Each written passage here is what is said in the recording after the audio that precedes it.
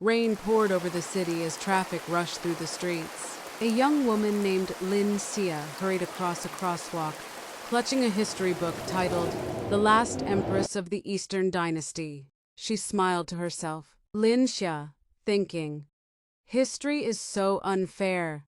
Empress Shen Lian lost everything before she was even 26. Suddenly, a truck skidded on the wet road. People screamed. Everything turned white. Darkness. The sound of crying echoed around her. Lin Xia slowly opened her eyes. Golden silk curtains surrounded an enormous palace chamber. Dozens of palace maids knelt on the floor, weeping. An elderly physician sighed deeply. Outside, bells rang across the capital. A maid cried loudly, "Maid, your majesty! Her majesty has awakened!" Everyone rushed toward the bed. Lin Xia blinked in confusion. Lin Xia thinking, "Your majesty? Wait, where am I?"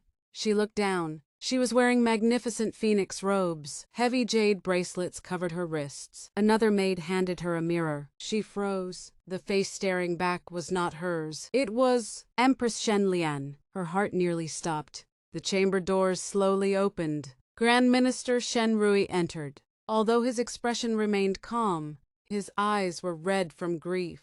He bowed respectfully. "Shen Rui, your majesty." Lin Xia instinctively stood. She recognized him immediately from the novel she had read.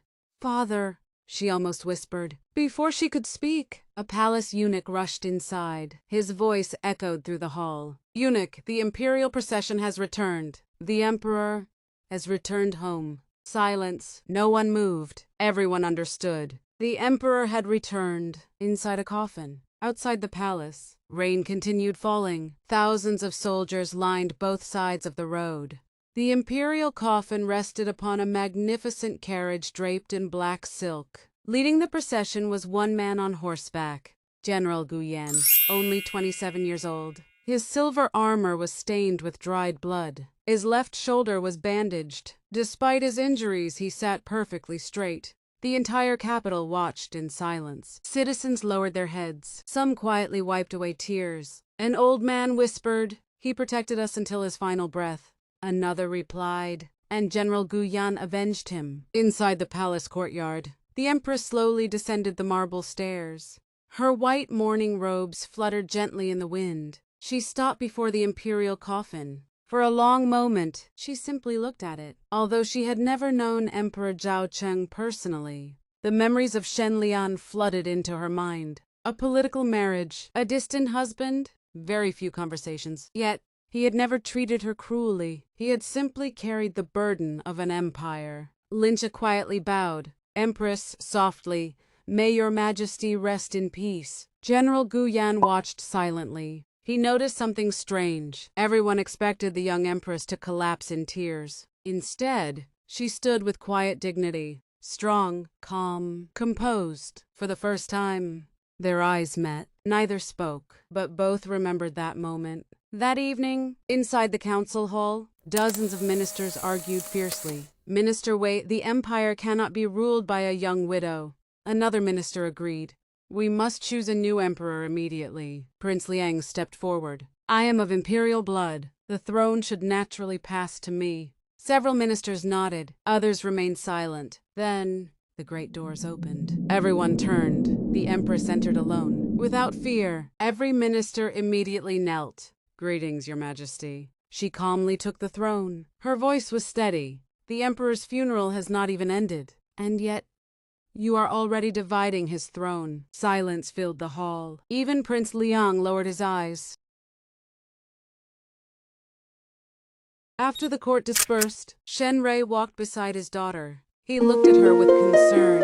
"Shen Ren, you've changed." She smiled gently.